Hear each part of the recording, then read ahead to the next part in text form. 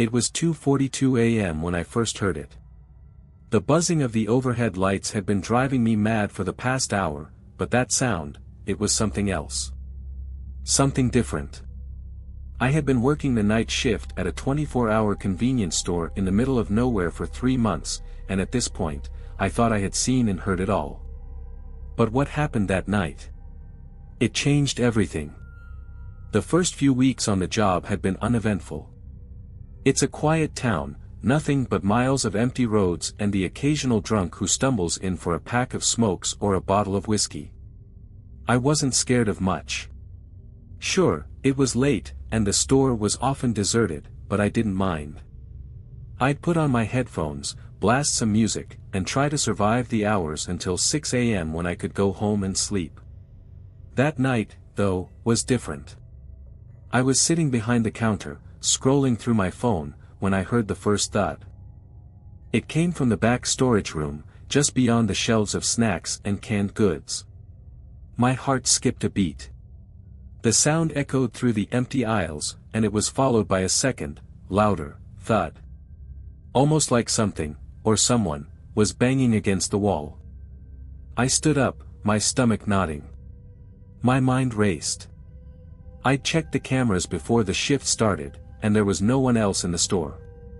The last delivery guy had left hours ago. My first instinct was to call the police, but I didn't want to overreact. It was probably just something falling off the shelves. Still, the hair on the back of my neck stood up. I grabbed a flashlight from under the counter and slowly made my way to the back. The hallway to the storage room was dark, with only the faint glow of emergency exit lights illuminating the way.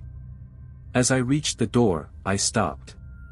The thuds had stopped, but now there was a low, almost imperceptible scraping sound, like something dragging along the floor. I hesitated for a moment, but curiosity got the better of me. I pushed open the door. Nothing. The storage room was empty. Boxes of supplies, some old promotional posters, and cleaning equipment. The light flickered above me, but there was no sign of any disturbance. I sighed, half relieved, half embarrassed for getting worked up over nothing. But then I heard it. A voice.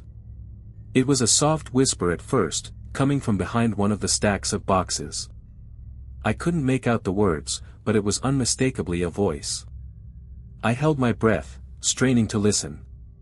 The whisper came again, louder this time, as if it was trying to get my attention. "Help me," my blood ran cold. There was no one else in the store. I backed away slowly, my hand gripping the flashlight so tightly my knuckles turned white. My heart was racing now, but I knew I couldn't leave. The voice, no, it wasn't real. It couldn't be. I must have imagined it. But before I could turn to leave, the door slammed shut behind me. I froze. The door had slammed shut so hard that the entire room seemed to shake. My first instinct was to run, to break out of the storage room and never look back, but I couldn't move. It felt like something was holding me there, like I was frozen in place by some unseen force. My breath came in shallow gasps, and I slowly turned to face the door. There was no wind, no draft, nothing that could have caused it to slam like that. The silence that followed was suffocating. My flashlight flickered, and I could feel the cold sweat running down my back. I reached for the door handle, my fingers trembling, but it didn't budge. Panic started to rise in my chest. My mind screamed at me to get out of there, but my body wasn't responding. That's when I heard it again, the whisper. "Help me," the voice was coming from behind me again, but this time, it wasn't soft. It was desperate, strained, almost pleading. My blood ran cold. "Who's there?" I called out, my voice barely above a whisper. There was no answer. Only the silence, thick and oppressive. Then, the scraping sound returned. Slowly, methodically, like something dragging across the floor. I spun around, the flashlight beam shaking in my hand as I scanned the dark corners of the room. But there was nothing there, nothing but empty boxes and clutter. I knew I wasn't imagining it. Something was in there with me. Something was moving, breathing. I could feel it. A cold gust of air swept through the room, and for the briefest moment, I thought I saw something shift in the shadows. My heart pounded in my chest as I forced myself to take a step toward the corner where I thought I had seen the movement. The flashlight beam bounced off the walls, casting long, distorted shadows. And then, there it was. A figure. A person, crouched in a corner, hidden in the darkness. I could only make out the shape, but I could feel the eyes on me, watching me from the shadows.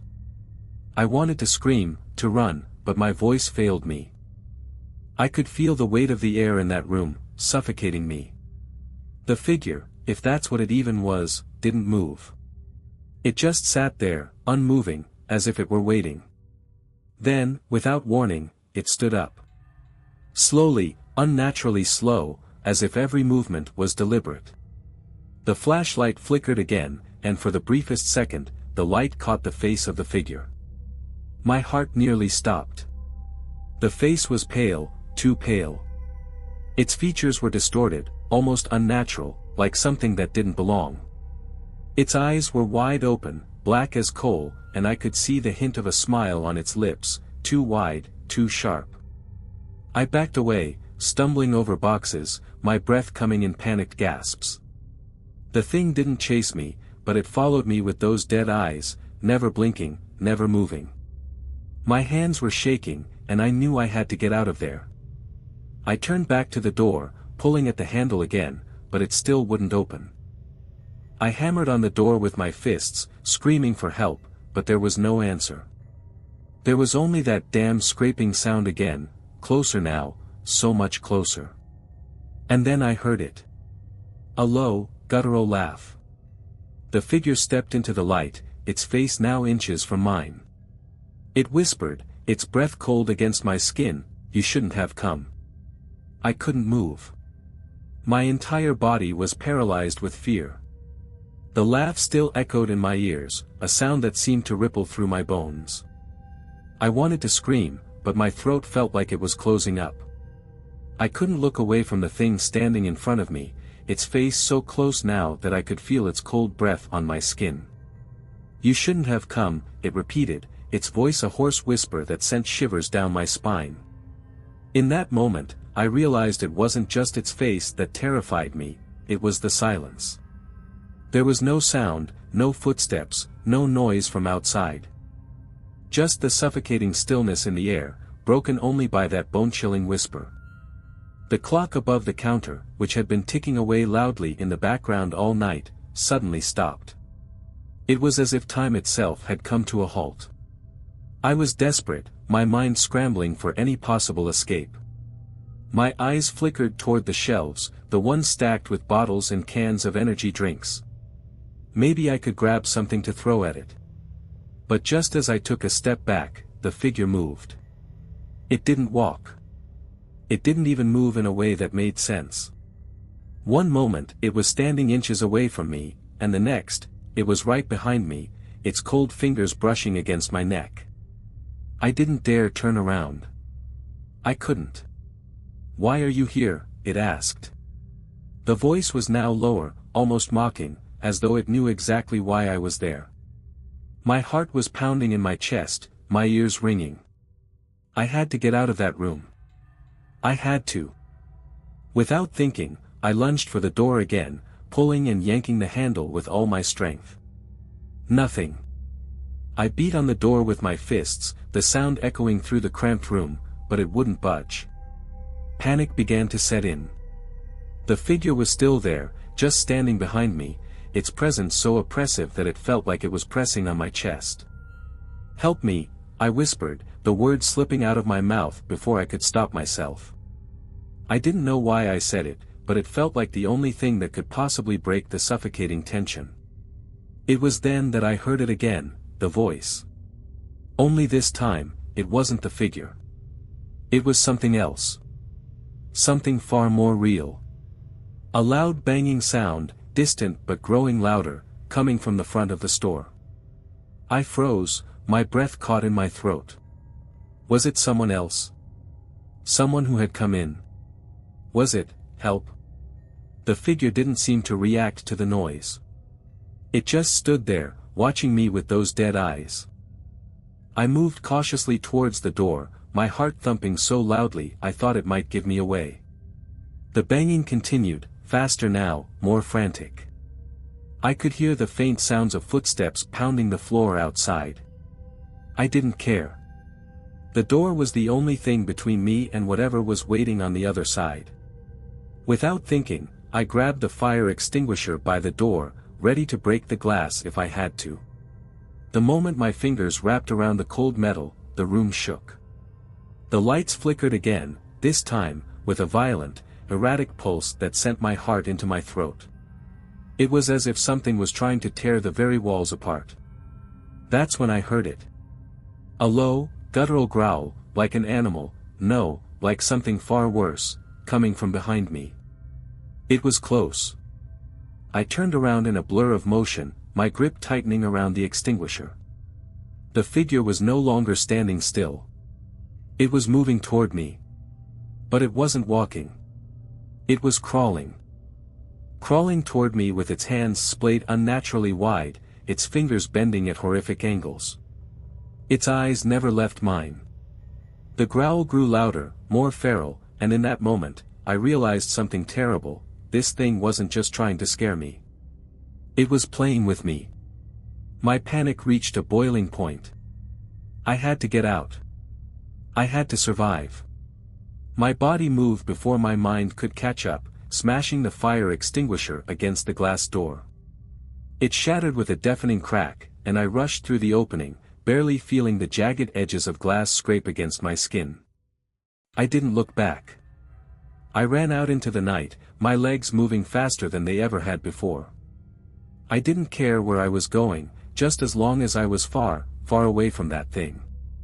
I ran for what felt like hours, but in reality, it was only a few minutes. The cool night air slapped against my face as I sprinted down the deserted road, my breath ragged, my mind barely able to process what had just happened. I kept hearing that voice, the whisper in my ear, the sound of scraping, the growl that followed me, but I couldn't look back. I couldn't, no, I wouldn't. I didn't stop until I reached the parking lot of the gas station across the street. The lights in the convenience store I worked at had gone out, completely, as if someone had cut the power. My legs were burning, my heart pounding in my chest, and I leaned against one of the gas pumps, gasping for air. I tried to shake it off. It's just a trick of the mind, I muttered to myself. Just stress, just exhaustion. It's the night shift getting to you. But deep down, I knew it wasn't. I knew what I had seen. What I had felt. The feeling that something was still with me, that it was just waiting to finish what it had started. I forced myself to breathe and pulled out my phone. The screen lit up, and I saw the time, 3:10 a.m. Only 20 minutes had passed since I left the store, but it felt like a lifetime. I hit the first name in my contacts, my boss, Tom. He had to know what was going on.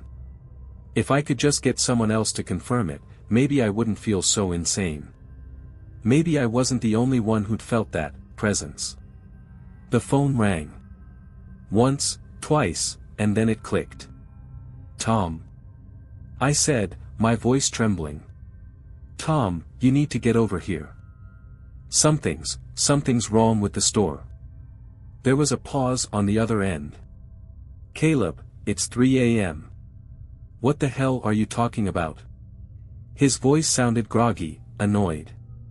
I took a deep breath, trying to steady myself. Tom, listen to me. There's something in the store. Something not right. There's this figure, this thing. I can't explain it. You have to come see for yourself. There was another long pause, and then I heard him curse. You're freaking me out, man. Just go home. I'll deal with it in the morning. The line went dead. I stared at the screen, feeling the panic rise in my chest again. I wasn't crazy. I wasn't imagining this. I knew what I had seen. But Tom wasn't listening. No one was listening. I turned around and stared at the store across the street. The windows were dark. No lights. No sign of life. I had to find out if what I had seen was real. I looked at the gas station's small convenience store. I'd always hated working the late shift, but at least it was busy enough to keep my mind occupied. But tonight, that place felt like a sanctuary compared to what was waiting for me at that store. I had to be sure, one way or another. I crossed the street, moving slowly, as if the ground itself had become an enemy beneath my feet. The store loomed ahead like a dark, empty shell. The windows were cold and empty, staring back at me with an eerie stillness. As I approached the door, my hands began to shake again. The store was locked. I pulled at the handle, it wouldn't budge. The sudden noise of something scraping against the glass behind me made my blood freeze. I whipped around, flashlight in hand, expecting to see something standing there, but all I saw was the reflection of the empty street. Nothing. But I could feel it. That presence. It was there, behind me. Before I could react, I heard it, like a slow, deliberate breath. Behind me, in the shadows of the store. I turned around again. There it was. The figure. Not the same one from before, but something worse. This time, it was standing, fully formed. It was as tall as the doorway, its hands clawed, with blackened skin that seemed to shift in the dim light. Its face was skeletal, with hollow eyes that seemed to pull at the very essence of my soul. It was looking right at me. It smiled. That same wide, horrible smile. I knew I had to run. I knew I couldn't let it get any closer. But my legs wouldn't move. It was as if I was glued to the spot, staring at the horror in front of me, unable to do anything. The figure stepped closer. It didn't walk, it glided, as if the ground didn't matter to it. As if gravity didn't apply. I backed up slowly, my breath shallow, panic surging through me. I reached for the door again, pulling at the handle desperately. This time, it opened.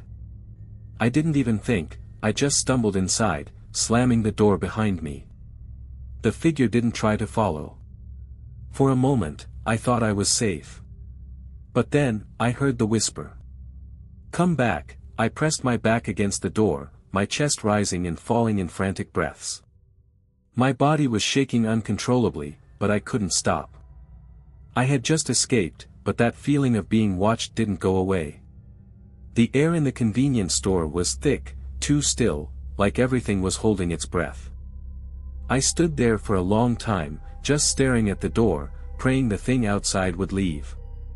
I tried to steady my thoughts, but the memory of the figure, its face, and that terrible smile, were burned into my mind. The low growl, the scraping, it was all too much. I looked around the store. It was empty. The shelves full of snacks, the refrigerator section humming in the background, the aisles that were usually lined with people during the day, it all felt wrong. This wasn't just an empty store. It was a place where something unnatural was lurking, waiting for me to make a mistake. I glanced toward the back storage room. That same room where I'd heard the thuds, the scraping, where I'd seen the figure in the dark. I could feel my heart beating in my throat. I couldn't go back there. I just couldn't. But I had no choice. I knew it was waiting for me. I knew the figure was still out there, somewhere. And if I didn't do something, anything, it would come for me again. There was no escaping it. I took a slow step away from the door, my legs barely holding me up as I forced myself toward the back room. Every instinct in my body screamed at me to turn around, to run, but I knew there was no running from whatever this was. Not anymore. The lights flickered again, casting a sickly yellow hue across the store. My hand gripped the flashlight tighter, and I moved towards the hallway leading to the storage room.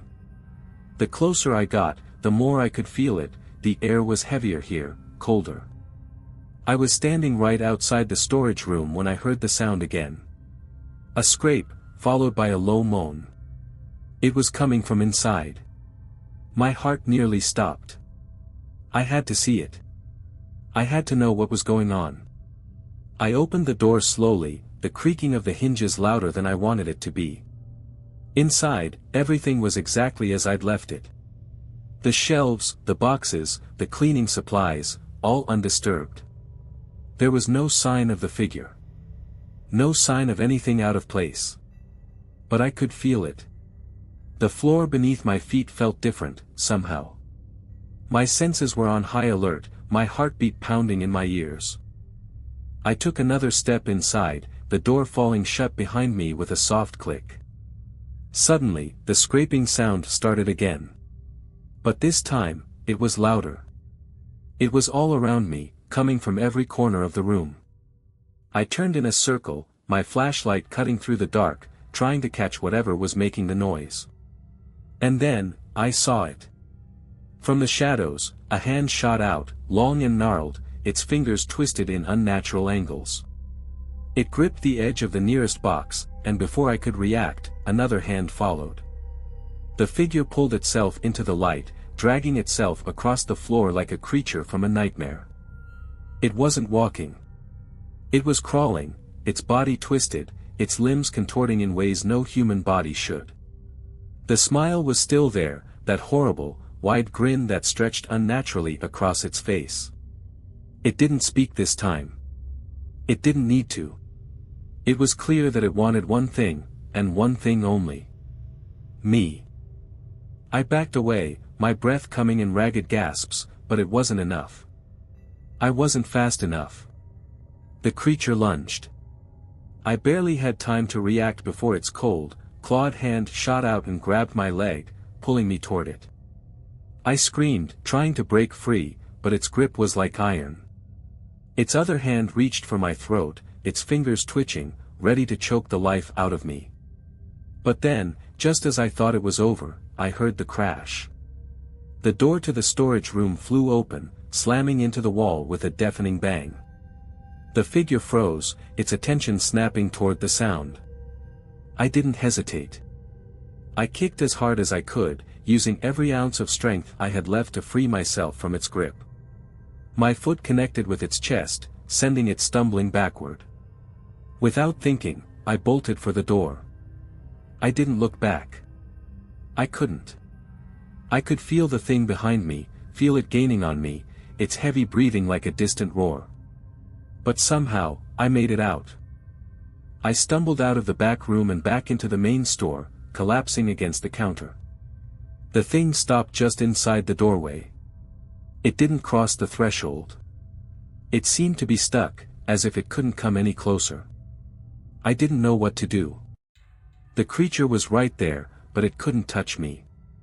For a moment, we both just stood there, locked in this awful standoff. Then, something strange happened. The air grew still.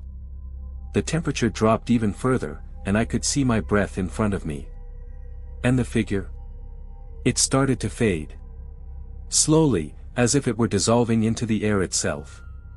With one last glance, it vanished. I didn't wait to see if it would come back. I ran out of that store faster than I ever thought possible, not stopping until I reached my car. I jumped inside, slammed the door shut, and locked it. For the first time that night, I let myself breathe. But as I sat there, trembling, I couldn't shake the feeling that I hadn't escaped. That thing wasn't gone. It was still out there, somewhere, waiting. And I knew, deep down, it wasn't finished with me yet.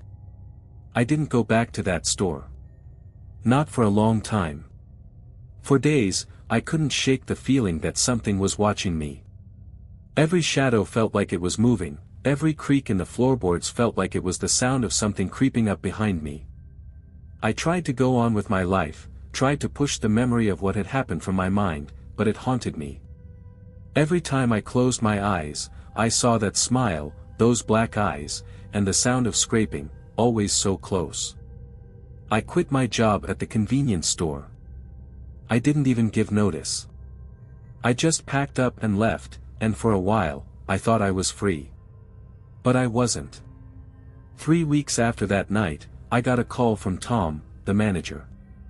I hadn't heard from him since I left, and I wasn't sure what I expected.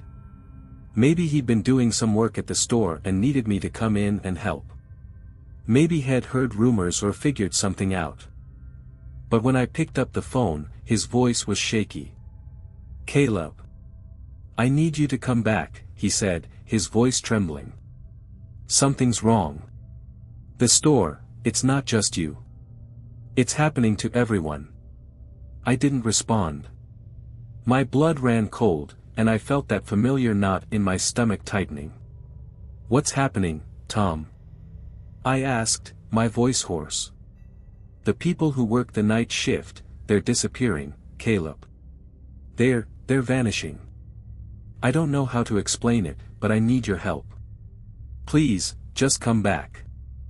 I sat there for a long time, my hands cold around the phone, the weight of his words sinking in. I knew what he meant. I had seen it. I had felt it. The thing was still there. "You're the only one who's seen it up close, Caleb," Tom continued. "Maybe you can help. The others, they don't believe me. I don't know what else to do.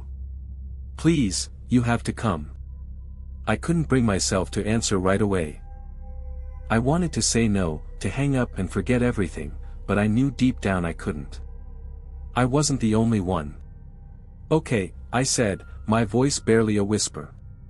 "I'll be there." I made my way back to that damned store at nightfall. The streets were empty, the air cold, and I felt a chill that had nothing to do with the weather.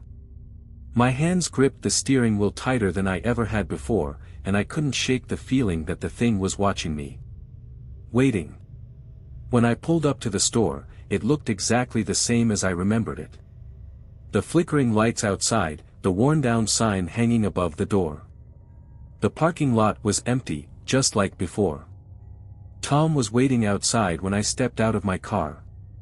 His face was pale, his eyes sunken. He looked like he hadn't slept in days. "Come inside," he said, voice strained. "I need to show you something." We went into the store. The shelves were full, the aisles empty, the fluorescent lights buzzing faintly above us. It felt like nothing had changed, but I could feel it. The same presence, the same weight in the air that had been there when I worked the shift. Tom led me toward the back, past the aisles, toward the storage room. He stopped right in front of the door, his hand trembling as he reached for the handle. "I tried to lock it," he said, "but it never stays locked for long."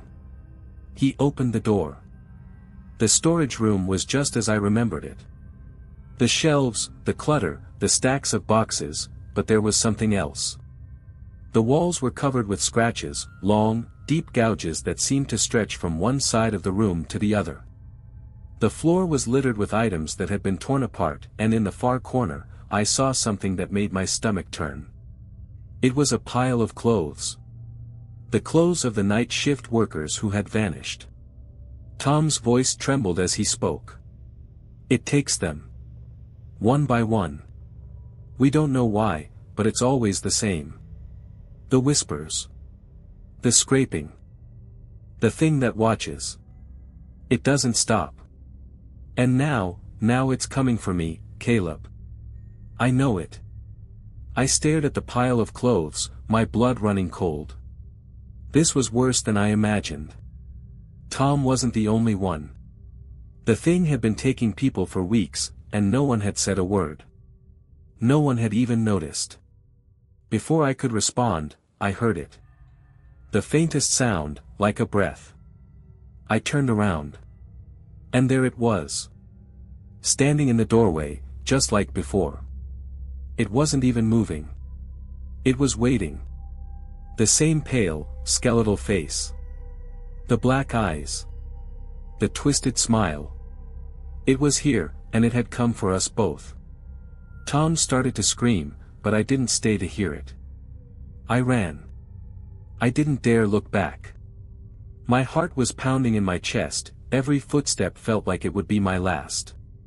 The thing, whatever it was behind me, and I could feel it, like a dark presence crawling up my spine. It didn't make a sound, didn't chase me. But I knew it was there. I could feel its eyes on me, like it was savoring every step I took, every breath I gasped. I reached the front door of the store, my fingers fumbling with the handle, but it wouldn't open. The door was locked. Panic surged in my veins. I yanked at it, my hands shaking uncontrollably. The scream from Tom, distant and gut-wrenching, echoed in my ears, but I couldn't think about him. I had to get out. I had to survive. And then, the scrape. The same scraping sound I'd heard so many times before, slow, methodical, like something was dragging itself across the floor. It was closer now. I could hear it moving through the store. The sound was followed by that voice, that low, guttural whisper. "You can't run." I slammed my shoulder into the door again, but it didn't budge. The handle rattled violently in my hand, and then, finally, it gave way. The door swung open, and I stumbled out into the night, my legs trembling, my breath coming in jagged bursts. I didn't stop running until I reached my car. I didn't even look back. I jumped into the driver's seat, locked the door, and floored the gas pedal. The tires squealed as I tore down the empty road, the headlights cutting through the darkness, but it didn't feel real. I couldn't shake the feeling that it was still there, behind me, following me. I glanced in the rearview mirror, but there was nothing. Just the road stretching behind me, quiet and empty. The drive home felt like it lasted an eternity, but somehow, I made it. I parked my car in the driveway, my hands still trembling as I sat there, staring at the house. I couldn't bring myself to get out. I couldn't face the world. I had seen too much. I had witnessed the unexplainable, and I knew what it was capable of. As I sat there, the reality of it hit me. It wasn't just some random haunting. It wasn't just a creature. This thing, this presence, it was drawn to fear. It fed on it. And the more it took, the stronger it became. I wasn't the first person it had targeted. And I wouldn't be the last. And that was the most terrifying part of all. It wasn't finished with me. Not by a long shot. I sat there for a long time, unsure of what to do next. I wanted to sleep, to forget, to erase the images from my mind. But I couldn't. I could still hear the whispers. The scraping. The laughter. The voice telling me that it wasn't over. But then, as the first light of dawn began to break, I heard something I hadn't expected. A knock on the window. I turned slowly, my breath catching in my throat, and saw a figure standing just outside the car. It was Tom. His face was pale, his eyes wide, but there was no sign of the creature. No twisted smile. I opened the door, my voice hoarse as I asked, "Tom. How are you here?" He didn't answer at first. His lips twitched into a smile. And I knew, deep down, that it wasn't Tom anymore. Not really. "I never left," he whispered, his voice barely audible over the sound of my own heartbeat. "It's always been here. Waiting for you." Before I could react, he reached out with his cold, twisted hands, and everything went black. And that's how I ended up here. This is the last warning I'll give. If you're ever asked to work a night shift in a place that feels off, trust your instincts. Don't go back. Don't stay. Because once it finds you, it never lets you go.